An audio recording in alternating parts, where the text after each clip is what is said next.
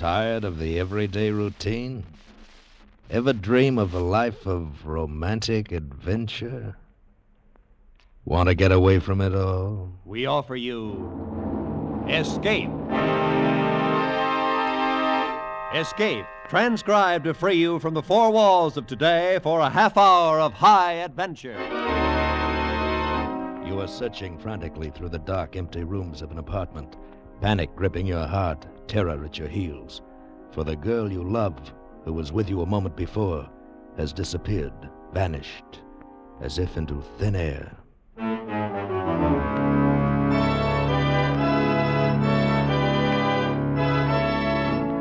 Today we escape from reality with a gripping tale of a girl who vanished and the man who had to find her to save his life, as Cornell Woolrich told it in his great story, Finger of Doom.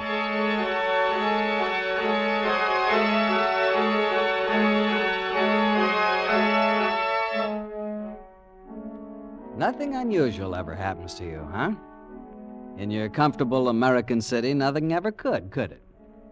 Let me tell you something. Right on the common, everyday streets of a big city, I had the strangest, most fantastic adventure anyone could dream up. And I've had my fill of adventure for the rest of my life.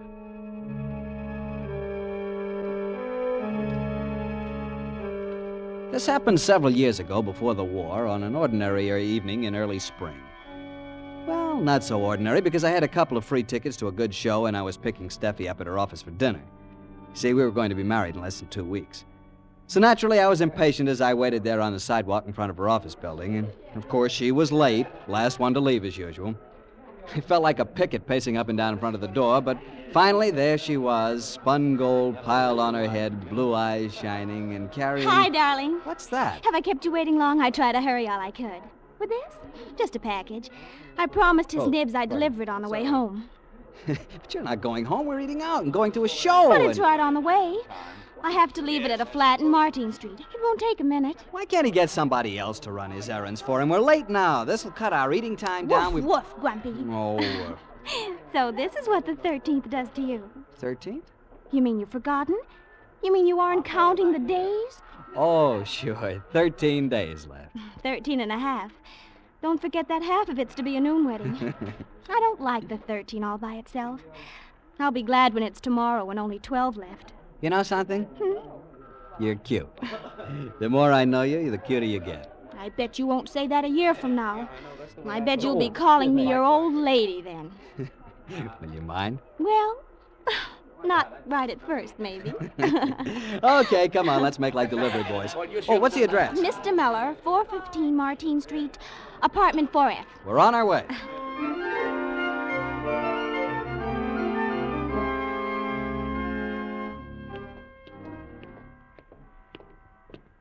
Sure is a frowsy neighborhood. Everybody can't be rich, you know. 411, 413. Oh, there it is. Yeah. Some clients your boss must have. I'll be glad when you aren't working for him anymore. Oh, did you give him your notice? Yesterday. He gave me the funniest look. Good thing he doesn't know you. He'd eat you alive. Hey, wait. Huh? Here it is. Oh, I was sailing right by. See how you affect me? Mm-hmm. Okay, give it to the hall man or the janitor or somebody, and let's get going. Oh, no, I've got to take it up personally and get a receipt. Besides, there doesn't seem to be anybody here. Oh, it's one of those push-button doors. What did I say the name was again? Muller or something, wasn't it? What would I do without you? 4A, 4B, 4C. Oh, here it is, 4F. Oh, no wonder I couldn't find it. The name card's fallen out. Oh, this must be the button. You wait down here for me. I won't be a minute. A minute's too long. Well, this'll hold you until I get back. Oh, the door. Only a minute now. Bye. Bye.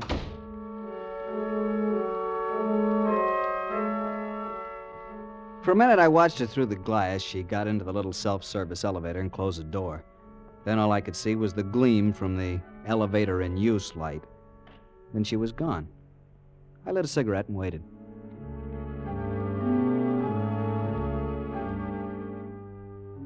How long does it take to smoke a cigarette?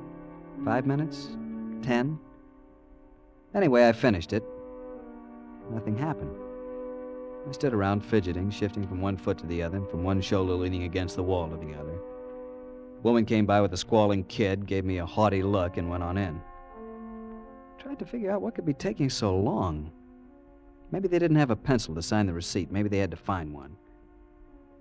I lit another cigarette, took a couple of puffs, but now my patience was gone. What is this? I rattled the door first, and then I pushed the button for apartment 4F. I still didn't plan to go up. I just wanted to let her know that I was still alive. But I got no answering buzz. I kept ringing it, holding my thumb down till it was white. Still no answer. Suddenly, I wasn't angry anymore. Suddenly, I was scared. I did the instinctive thing. I ran out into the street again and looked up at the face of the building, searching the windows, but of course there was nothing to see. And that move cost me a chance to get in. While I was out on the sidewalk, a seedy-looking character came out of the door, letting it click shut before I could get back in. I tried the buzzer again. Couldn't be out of order. They'd answered it when Steffi pushed it. But now, nothing. Dead to the world up there. By now it was 20 minutes. 20 minutes since she left me. Now I was frightened. I knew I had to get up there. I pushed another button, anyone at random. The door was released and I was in.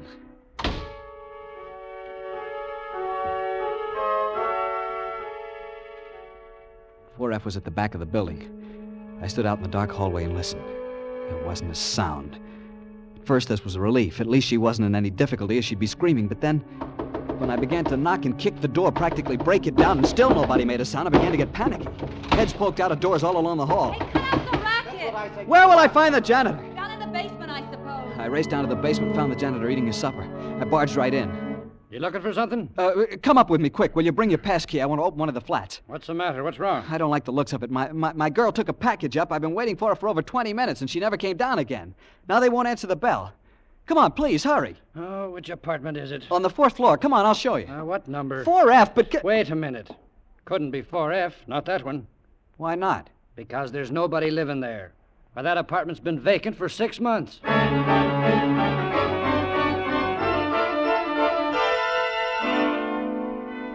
He took me up and showed me he was right. It was an empty flat. I went through its rooms calling Steffi's name, but she wasn't there. There was nobody there.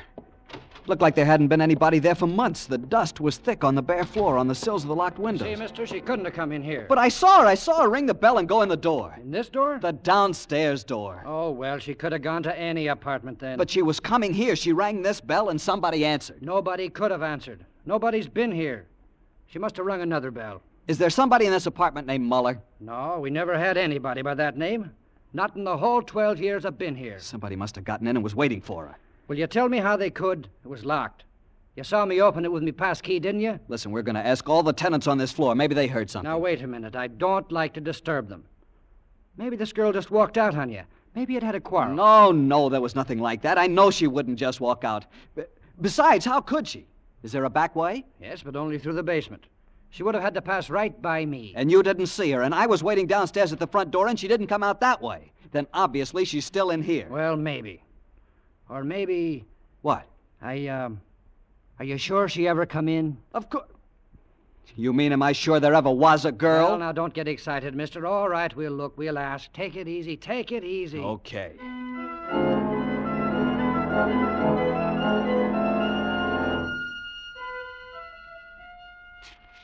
Hear anything in 4F? How could I? The place is empty. I know, but didn't you hear something? Anything? No. Yeah, the buzzer was going like crazy, like somebody was leaning on the button downstairs. But that was could have been me. anybody. Yeah.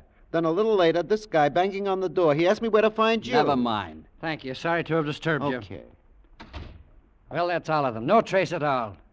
Maybe now you'll let me get back to my supper. There's nothing more we can do. Maybe if you go where she lives or works, you might find her. Wait here. I'm going to call the police. First, I got a patrolman from the corner. He asked a lot of questions and then called his station. A few minutes later, a detective was dropped off, a fellow by the name of Gilman. I must admit he was thorough. He checked on every apartment in the building. The only thing he learned was about the false ring which let me in. But there was only one, not two. And that meant that whoever buzzed for Steffi was expecting her.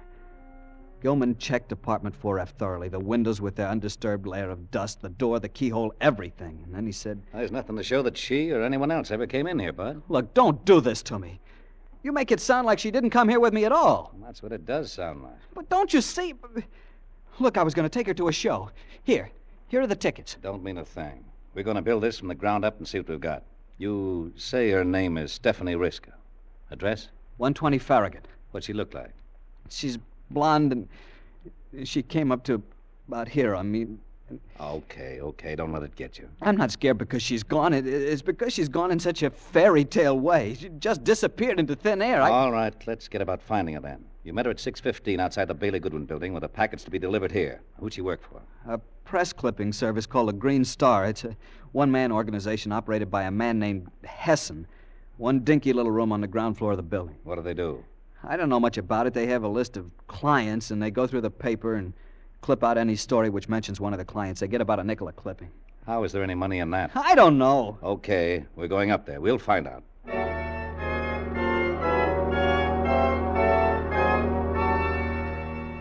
The night watchman led us into the office after Gilman showed him his badge. It was a tiny room with only a desk, a telephone, and another table and a filing cabinet. Except for a lone can of Canadian Ace brew, all of them were bare as bones. This is no office. This is a telephone booth. Not a big business, I guess.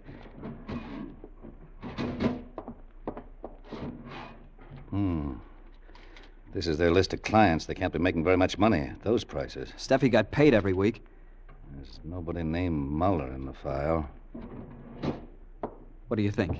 I don't see anything here to indicate he even has a secretary. You could ask the night watchman. I already have. He's never seen her. Well, but that doesn't mean anything. He works at night and she works in the daytime. Okay, I only said he's never seen her. Doesn't know anything about her. Hessen, her boss. You can ask him. We're going there next, and I guess you'll have a chance. Wait a minute. Here's something. What? What kind of gum does your girl chew? She doesn't. Likes Lifesavers, hates gum. Well, whoever sits at this table chews gum. Lots of it. It's all over the bottom. Tutti frutti. Oh, that doesn't mean anything. Maybe somebody came in, put it there. Maybe it's all. Maybe Hessen. Okay, let's go. We'll see what he has to say.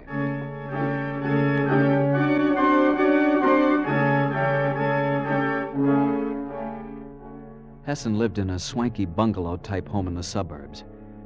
As Gilman and I left the police car and walked up the drive to the house, I got the strangest feeling of unreality. Like this was all a horrible nightmare. Couldn't be happening. My knees were sagging, but then Gilman was knocking on the door, and it was answered by an ugly, foreign-looking character who went away and returned to usher us into Hessen's presence. I'd seen him a time or two, but he didn't know me, so he gave no sign of recognition.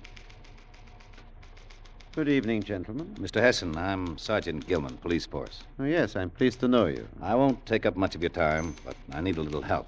Gladly, if it is within my power. Did you ever see this young fellow before? No. What has he done? I'm not sure yet. You know anyone named Muller at 415 Martine Street? Muller? No, I don't know anyone by that name. I think we have a Miller, a Mrs. Elsie Miller, on our list, who all the time divorces and remarries. Will that do? She owes us $29. Then you didn't send a package over to Muller, apartment 4F, 415 Martine Street at 6:15 this evening? No. Why, you... Hold it. You keep quiet. I'm sure I didn't, Sergeant. But wait, it's easy enough to confirm it. Oh, Miss Riska. Yes? Stephanie, will you please come in a moment? What? Steady. My assistant happens to be right here at the house tonight. I had some dictation to give her, and she's transcribing it. We usually mail out clippings. Only when there's some urgent request do I send them by personal messenger. Yes, sir? Suddenly the room was spinning in front of my eyes. I was looking at it, trying to see it, but lights kept streaking across the room like comets. And their voices came to me through a thick fog. Stephanie, did we send a package to 415 Martine Street this evening to a Mr. Muller? No, sir. Not that I know of. I see. And tell me, did you ever see this young man before? Do you know him? Why, no, I don't believe I do. Wait, this isn't Stephanie. He's calling somebody else by her name. This isn't Stephanie. I tell you that... My dear sir, this is the only young lady I have working for me.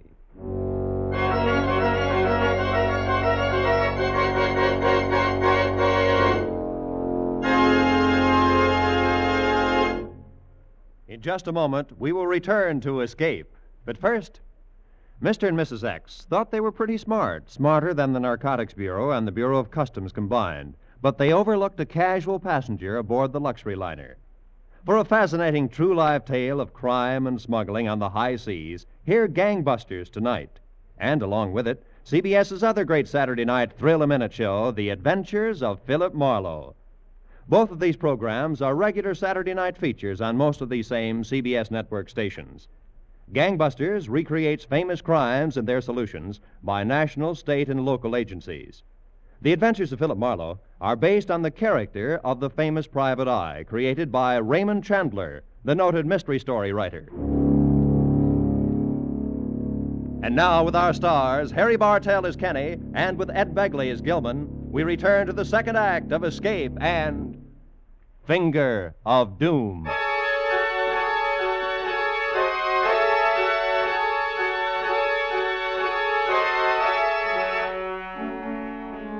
Hessen stood there and blandly said it. This strange girl was my fiancée, was Stephanie Riska. He stood there looking surprised and hurt, and she stared at me with a just right, puzzled expression on her face. Gilman was holding me with a sort of a half Nelson and gritting at me. Stop it. But I tell you, this isn't Steffi. Steffi is blonde. This girl is brunette. Steffi's short, comes up to here. This one's tall. I tell you... Shut up. You're asking for trouble. Now, calm down. Sergeant, I don't believe I understand. I'm just beginning to myself. Miss, how long have you been working for Mr. Hessen? Why, since October of last year. About 6 months. And your name is Stephanie Riska? Why, yes, of course. She's lying, I tell you. Shut up. I don't mean to doubt your word, miss, but just for the record, I suppose you could show me some proof of your identity? Why, yes, right here in my bag. My driver's license. Oh, wait, the bag has initials. Oh, yeah, S.R. Of course, S.R. And the driver's license. Steffi doesn't drive. She has no car. But I do. It isn't a very good one, Anything else? Well, this letter, addressed to me. Address 120 Farragut. May I look? Why, yes, of course. Uh-huh. It's genuine, all right. Here you are, and... I don't know what else I have here, but... Oh. I'll get it. Here you are. Oh, thank you. I see you carry chewing gum in your purse. Why, yes. Tutti frutti. Not many people like that flavor. Oh, I never chew any other. Well, thanks. Sorry to have bothered you both. Come on, chum. I hope we've been able to help, Sergeant. A lot, thanks. Good night. Good night, Sergeant.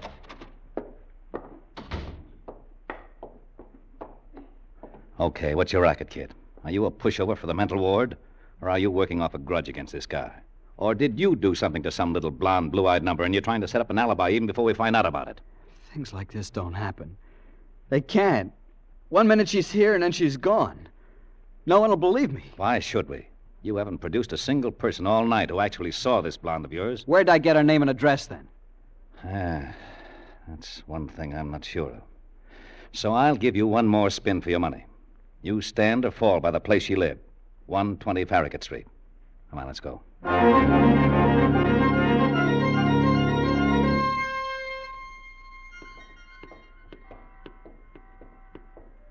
Okay, this is it. Come on. What is it, a rooming house? Yeah. She lived alone, just a room. She only came here from Harrisburg 6 months ago. But the landlady... Now, what's the matter? I just remembered. Hessen recommended this place to her. Now, look. You want to go in or you want to go to headquarters? The tougher you get with me, the tougher I'll be on you. Listen, you gotta listen. I was only up there once, but I remember it. Sticking in the mirror of the dresser is a litho of the Holy Mother. On the radiator's a rag doll I won for her at Coney Island and a Hickok wallet I gave her last Christmas. And on a shelf against the wall is a gas ring, and from the light fixture to the gas jet is a string where she hangs stockings to dry. Will you remember those things? The bedspread's green, and there's a green and yellow upholstered chair. Don't you see? I couldn't make these things up. She must be real. You almost convinced me. Come on.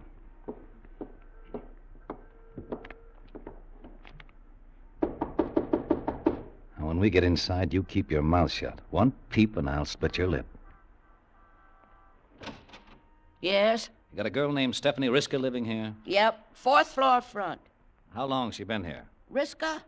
6 months. What does she look like? Dark hair, dark skin. About as tall as There's this young fella. Talks kind of husky. Why? Police. I want to see your room. Sure. Come right in.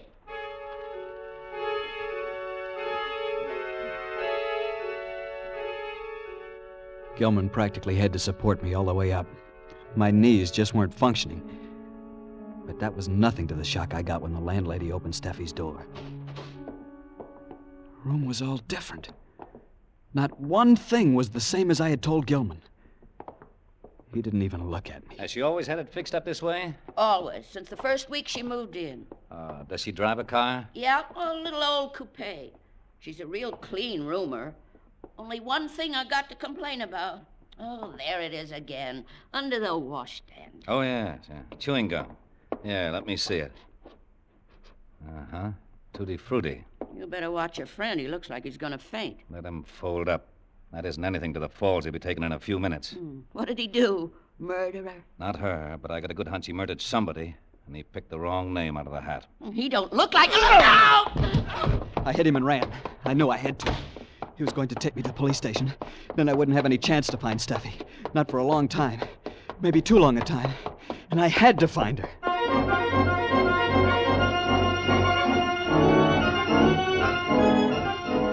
I went back to the Martine Street flat. It was the only place to go. Back to where she disappeared. Start from there. I knew Gilman would catch up with me sooner or later, but I might be able to turn up something first. I told the janitor the cops had sent me back to take another look at the apartment and got him to give me the passkey. He fell for it. I went up to the apartment alone. But once there, I couldn't find a thing. I wandered through the empty rooms, calling her name helplessly. I tapped the walls, scraped the plaster, tested the windows. I'd been there about 10 minutes when I heard a little sound out in the hall, like somebody coming up the stairs very quietly. I slipped out the door and stood at the top of the stairs. It was the janitor, with Gilman and 2 cops. They were coming up the stairs. There was only one way for me to go, up, so up I went.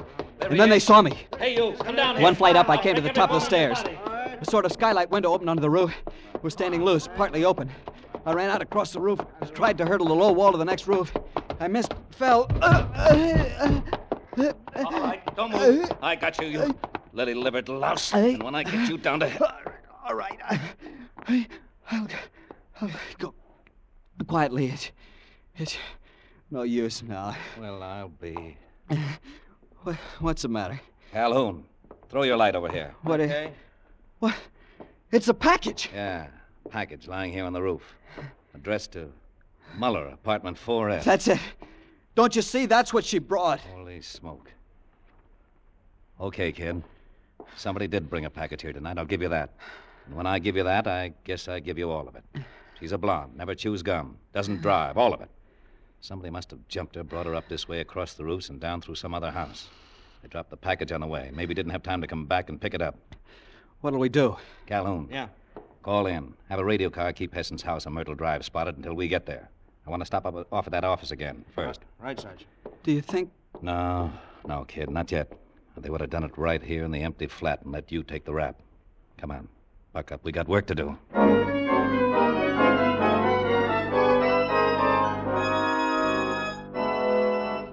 At Hesson's office, we found 2 things. These files are funny. About every third name is a foreign one with a foreign mailing address. Why would those people want local press clippings? What do you mean? I mean, this looks like a job for the FBI, spy stuff. Maybe your girl had found something out, and that's why they figured she was too dangerous. Did she ever say anything? No, but she told them she was quitting next week to get married. So she didn't suspect anything, but they thought she did. Same thing. Come on, we'll stop off at that rooming house. I want that landlady picked up. Obviously, she's one of them. Changed the room all around, stuck the gum into the washstand, everything. Hey, wait. Look, on the floor next to the baseboard. Yeah, gilt hairpin. So she was blonde. Okay, let's go.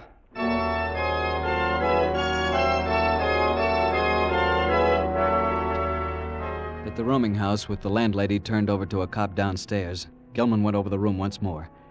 Fished into the wash basin drain and came out with a couple of blonde hairs. Now, why didn't I think of that the first time? Girl shampoos her hair once in a while. Then we were on our way to Hesson's house on Myrtle Drive. All the way I was praying. When we arrived, it was dark, deserted. Even the police car Gilman had ordered wasn't there. We went in, shooting the lock off the door. We searched the ground floor, then upstairs. In an attic room, we found a shortwave radio. But not Steffi. Just as we got back downstairs, Calhoun came in with a report from the radio car. They trailed him to Pier 07, North River. The three of them got on a tramp steamer that sailed immediately. And they're gone. It's too late. They won't get out of the harbor. We'll have them picked off at quarantine. 3 of them, you say, Calhoun? A blonde girl? No, they said 2 men and a dark girl. Then where's Steffi? Still here, probably. But where? We'll soon... Wait. Do you smell something? Smoke? Yeah. And gasoline. The basement. Come on, hurry. Smoke? The basement's filled with smoke. Here, over this way. Steffi! Steffi! Hurry, this place will be a mass of flames in a minute. I can't see. Steffi! Here, give me a hand. Here she is. Hurry. Oh, Steffi. Is she... No, she's breathing. Hurry, let's get her out of here fast. In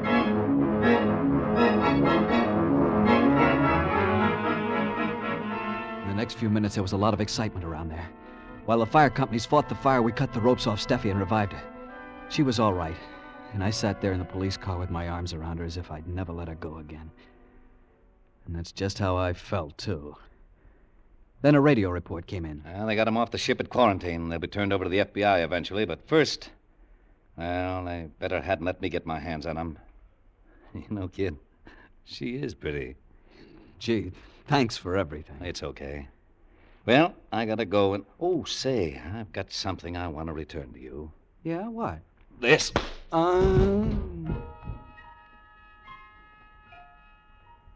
went out like a light when he hit me. And a few minutes later, Kenny. when I came to, Steffi was holding me in her arms, Kenny. stroking my head and smiling.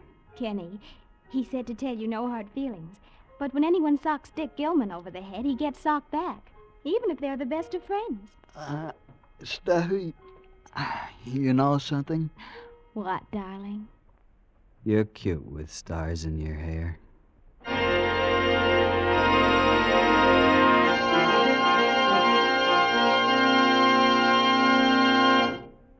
Escape is produced and directed by Norman MacDonald. Today we have presented transcribed Finger of Doom by Cornell Woolrich, adapted for radio by John Dunkel. Starred as Kenny was Harry Bartell, with Ed Begley as Gilman. Featured in the cast were Joy Terry, Edgar Barrier, Louise Arthur, Peter Prowse, and Kay Miller. Special music was arranged and played by Ivan Ditmars. Next week. You are clinging to a narrow window ledge, your strength running out. While before your eyes, seen through the window, the most beautiful girl in the world is about to die. Because of you.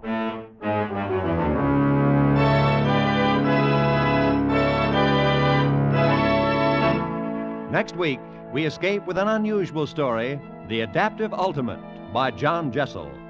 Be sure to tune in again at this same time next week, when once again we offer you Escape.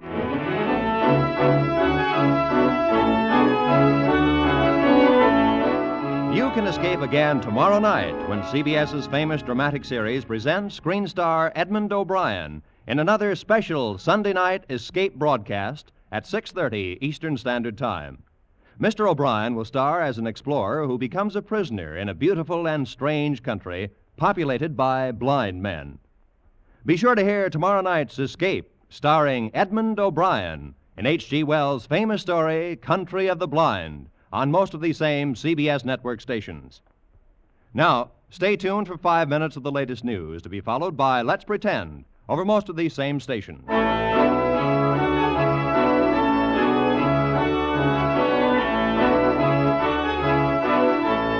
This is Roy Rowan speaking for CBS, the Columbia Broadcasting System.